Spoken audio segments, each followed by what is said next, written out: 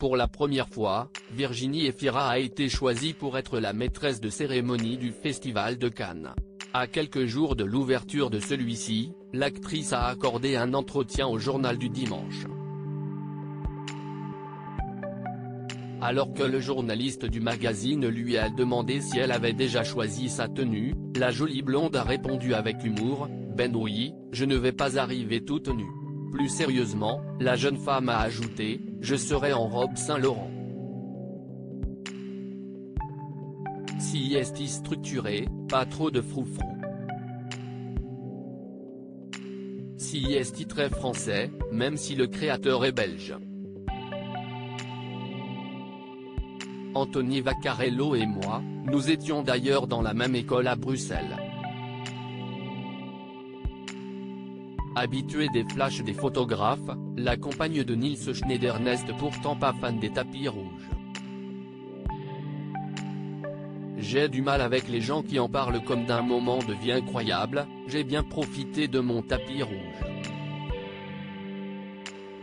On monte juste des marches sous l'œil des photographes. Peut-être que si est parce que je fais toujours un pas de côté quand il y a quelque chose de sacralisé. D'où je venais, Cannes, c'était Hollywood, un temple. À partir du moment où on y est, on ne peut plus le valoriser de la même manière, sinon on devient fou ou narcissique, a-t-elle révélé. Alors qu'en 2019, elle s'était fait remarquer lors de la montée des marches, car ses chaussures s'étaient délacées, Virginie Efira a confié « Apparemment, s'asseoir sur les marches cannoises est un petit événement. Ça a créé une agitation parmi les photographes, jusqu'à ce que Nils Schneider, note de la rédaction, arrive tel un sauveur pour Maider. Comme si la marche du monde dépendait de mes foutus lacets.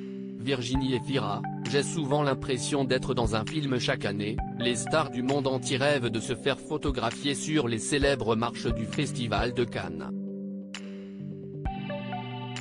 Dans un entretien accordé au Figaro, l'actrice a assuré qu'il ne fallait pas prendre les choses trop sérieusement. Lors des avant-premières, j'ai souvent l'impression d'être dans un film. On doit mettre en marche un personnage. Si est presque une dépersonnalisation. Il y a, à Cannes, une acceptation de l'hystérisation assez comique. Une hystérisation assez contagieuse, d'ailleurs. Une ceinture qui manque? Si est le monde qui s'effondre. Il faut pouvoir rire de cela. Être dedans, tout en prenant de la distance, a-t-elle analysé. Loading Widget.